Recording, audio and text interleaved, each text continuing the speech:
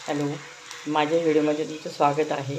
मी आज तुम्हाला दिल पसंतची भाजी कशी माझ्या पद्धतीने कशी करायची सांगते। बघा, आता मी लसूण टाकला 4-5 पाकळ्या, आता कांदा टाकून घेते त्याच्यामध्ये।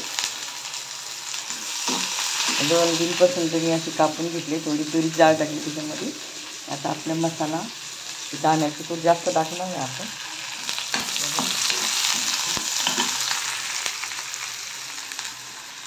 बाहेरचं पावसाळी वातावरण असं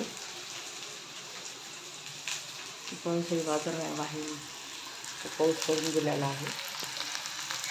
आता आपला कांदा पण लाल झाला छानपैकी। आता मसाला टाकून घेते त्याच्यामध्ये, बघा असा मसाला। दुसरा आपला साधा मसाला आहे आणि आपल्या घरचे काळं तिखट आहे, असं थोडंसं टाकते। त्याची हळद टाकते, हळद पण टाकते थोडीशी, थोडंसं लाल तिखट। आपण ते बघा सगळं चांगलं परतून झालं।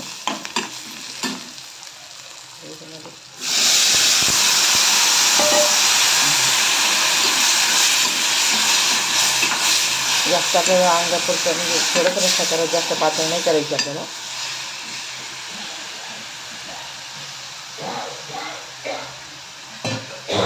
एक लाल करून पाणी टाकणार आहे त्याच्यामध्ये, एवढे कारण शिजायला पण थोडंसं पाणी टाकते अजून। आणि आता टाकून चवीपुरतं मीठ टाकणार आहे त्याच्यामध्ये, थोडंसं मीठ टाकते चवीपुरतं। शिजल्यानंतर आपण काय करायचं, शिजू द्यायची त्याला, नंतर कूट टाकणार। लगेच टाकलं की भाजी छान होत नाही अशी। आता याला जे छान कळाले होते या